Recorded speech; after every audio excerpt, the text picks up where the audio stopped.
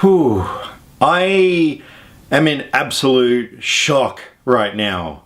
Okay, so earlier on in this year, 50 Shades Darker came out. Now, I didn't go and see it because I just couldn't imagine paying 20 bucks to go and see this thing. I started watching the first one a couple of years back when it came out, but I couldn't even finish it. It was that bad, and I had no intention whatsoever to see the second one. Luckily, my good friend Captain Cinema, who's a fellow reviewer of mine and a really good friend over in the US, he went and saw it because he went with a date who, well, let's just say he thought something might happen after going to see this movie. You know, a bit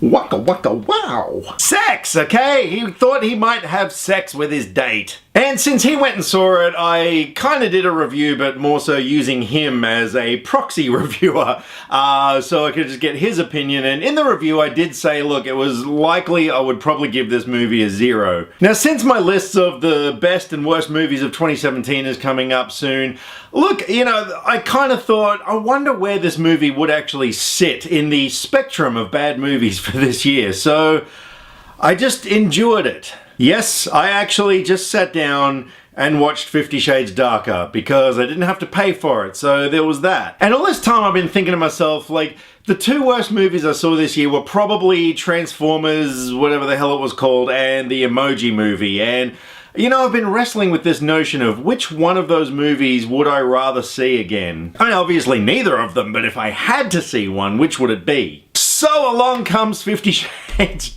Darker. And, oh man, this is not only the worst movie I've seen this year, it's one of the worst movies I've ever seen in my life. If not the worst movie I've ever seen in my life. Fuck me, where do I start with this thing? Okay, look, the performances. My God, Dakota Johnson is possibly the worst actress I've ever seen in my life. I mean, aside from the fact that she looked and sounded like she was falling asleep in every scene that she was in, she has two facial expressions, like resting bitch face and a smile every now and then. I am not kidding. In this movie, there is a scene where she's being held at gunpoint by a stalker ex-fuck thing of Christian Grey, and she has the same facial expression as earlier when she got a fucking job promotion. I mean, seriously, if I get a job promotion, you know, I'm sort of gonna be like, hey, wow, cool. If I'm getting held at gunpoint, I'm not gonna be like, hey, wow, cool. Actually, she wasn't even like that. Job promotion, she was like, hey, wow, cool. Held at gunpoint, she's like, oh no, it's a gun. Jesus Christ. Everybody in this movie sucked.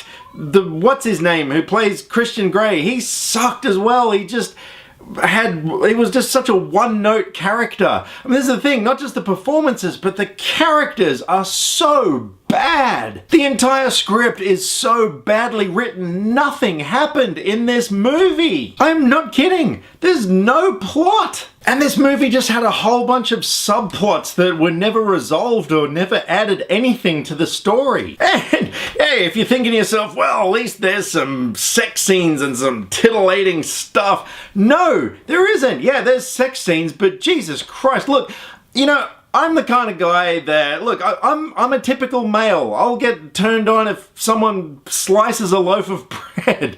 But, oh man, the sex scenes in this movie were just kind of awkward to watch because they were so rapey. And by the end, what's her name? She's like, oh, take me to the red room where he's got all his sex toys and things to tie people up and crap.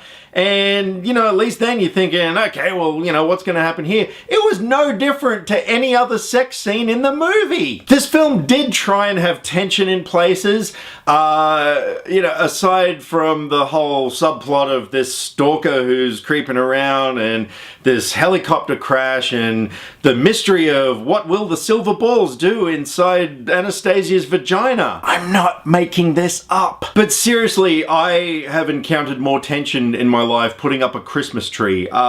There was zero tension in this film. Oh God.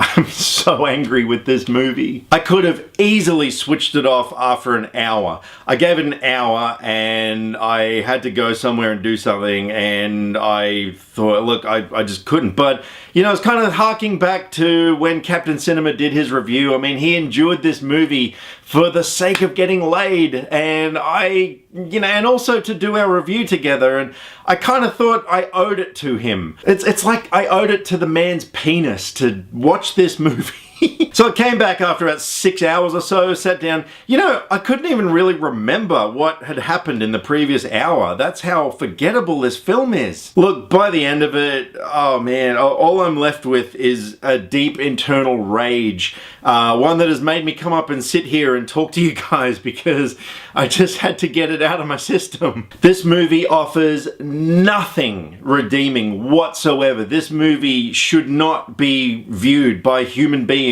It is just bad on every level. The script, the performances, the casting sucked. I mean, I don't like any of these people. The editing was diabolical. Seriously, each scene just didn't flow into each other. It was just so choppy. Like, you're watching one scene, then all of a sudden you're somewhere else, and that scene's just, you know, abandoned. And the cinematography was as badly shot. Like, so many of the frames in the film just looked off. I honestly got a kind of a The Room vibe from this film. It is almost like Tommy Wiseau had a hand in directing this film.